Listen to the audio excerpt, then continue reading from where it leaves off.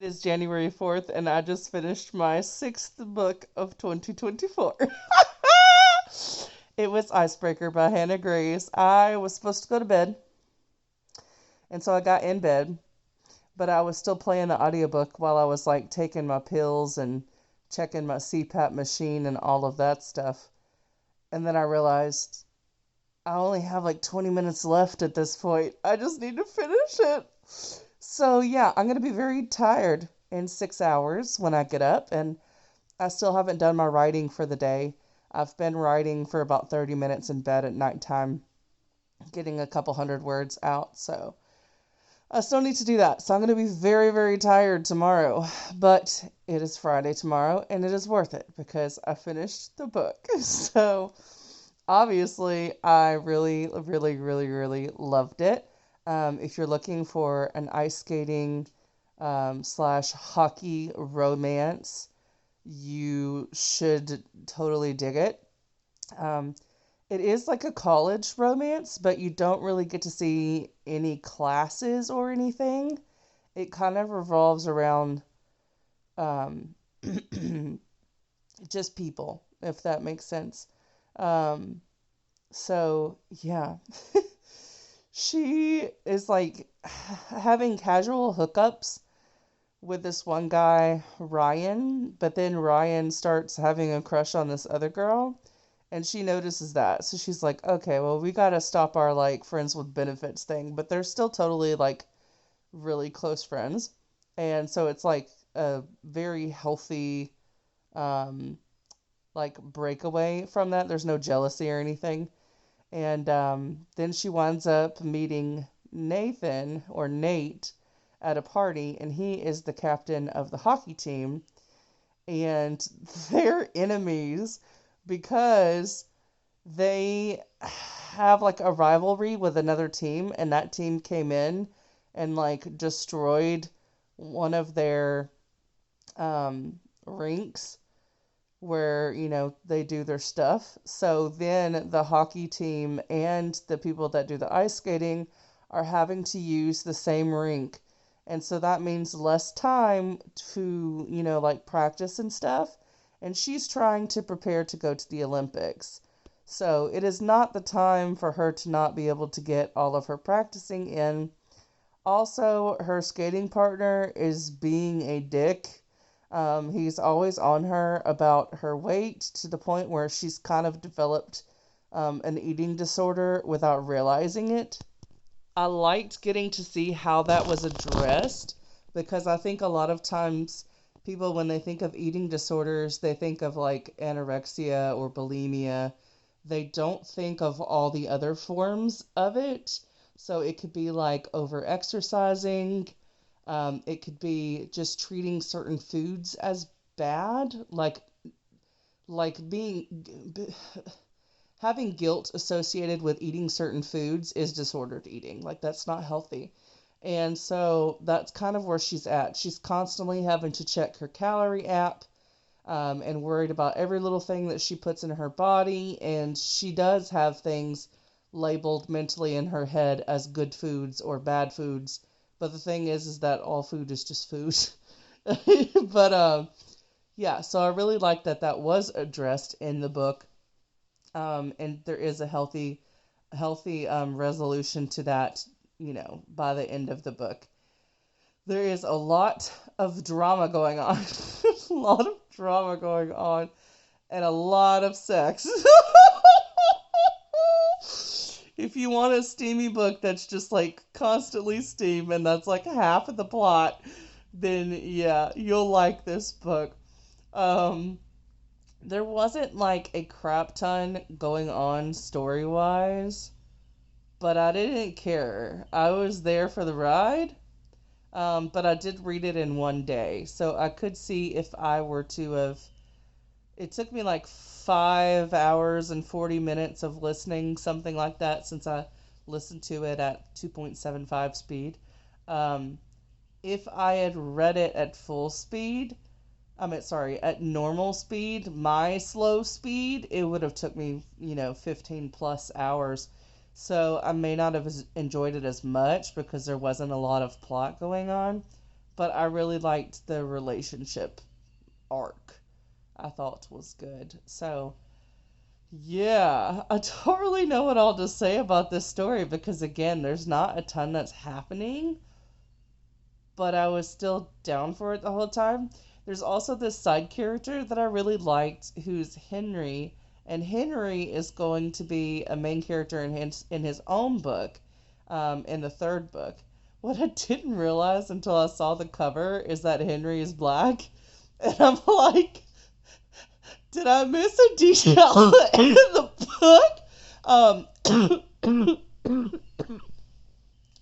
There's also a guy, um, I think like one of the main guys, the hockey player who she winds up with, um, I think his best friend uses a wheelchair. Um, it doesn't really go into it much. I think it was mentioned like once when he was first introduced, and then there was a reference to the accident, and they grew up together, and I think he's maybe the guy is studying like sports medicine because he still seems involved in the sport somehow. So I think it might be like on the sidelines capacity, where he's helping with like plays and stuff. I'm not quite sure. That was one of the details that kind of just like flew over my head. I know that originally there was another version of this story, and I think the roommate was also like a POC with a different religion, but then it had been criticized because she didn't follow her religion strictly, like she still drank and had premarital sex and stuff. So the publishers had her change it because there was a little bit of backlash. So then she just made the character white. So yeah. Um, so there was diversity in the story, but it wasn't really delved into. The one thing that was delved into, other than the disordered eating, was also just like therapy. And I thought that the therapy sessions were super well done. Um, I really enjoyed getting to see like actual therapy sessions in a story that feel more authentic to a real therapy session. I've been going to therapy for years. Um, and it's not like, and how does that make you feel the way that they do on TV? That's never been my experience. But it's also not a constant crying fest. I've cried in therapy like one time, and I've been going to therapy for like 3 years. So, yeah, I liked getting to see it. It felt accurate to me and my experiences, and I've had like three different therapists. So, um, all of the same place. They just sometimes they come and go. So, anyway, yeah, I really enjoyed the book. So, if you're looking for like positive, um, sex positivity, sports romance, and some therapy in there in the mix, I think you'll enjoy it. There is also a dramatic scene that I predicted. I was like, I know this is going to happen. It has to do with the lake. Um, I was like, this is going to happen. Otherwise, she wouldn't put this setting in the book. Like, I know this is going to happen. But the way she did it was definitely dramatic. So I was like, oh, oh man. But yeah, it was really, really good. I am excited for the third book. There is a second book. It's not available on Hoopla as audiobook yet. I'm not sure if it's even been published yet. There's already a cover for it. I'd assume it would be published already since they already have listed the third book and it even has a cover. Um, and it follows Russ, who was introduced in the first book. But there's not a ton of scenes that had Russ in it. He doesn't stick out to me as much as Henry did. Um, Henry was like very, very present throughout the story. So I'm way more excited about book three than I am book two. But anyway, tomorrow I have two other books that are already downloaded through Libby, and I own the physical copies as well. And one of those is In a Dark, Dark Wood by Ruth Ware.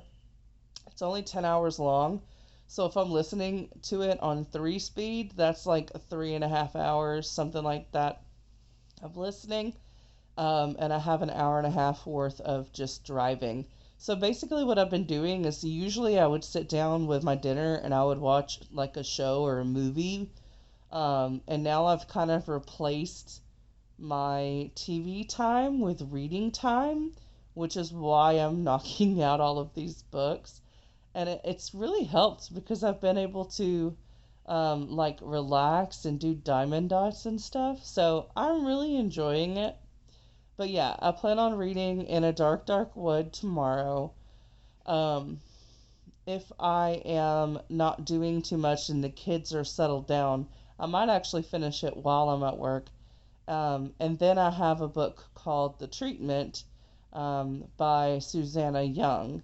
And I have the next book in this series after that, which is The Program. And then I did read The Remedy and really loved it, so it would be a reread. But it's like a 7 book series or something, and I don't own the other books. So, yeah, I would like to try the first one and see if I like it, and then just see where it goes from there. But I'm mainly trying to focus on the books that I own this year. So, for those of you still watching, just to kind of explain what I plan on doing with this channel, is this style, this kind of like daily update thing where I give you a full length book review at the beginning of the video, and then if I have anything to chat about, I'll just put it at the end of the video and I'll upload it. Um, yeah, maybe some daily ramblings or something. I like the low keyness of this, and I like talking about the books right away because I will remember the feel of the overall book, but sometimes trying to articulate all of the things that have happened is a little bit harder. Whereas if I was in a book club discussion and someone started to bring up one of the topics, I would be able to give you every little detail. That's just kind of how my brain works. It makes me feel like I have short term memory or something, but really I don't. I just um, have to have like be prompted for my brain to like search for the tiny details. But anyway, that is all I have for today. So yeah, stay tuned and subscribe and hit the notification bell if you want to see whatever I'm going to finish tomorrow, because apparently I'm reading a book or two a day. And I will see you then. Bye.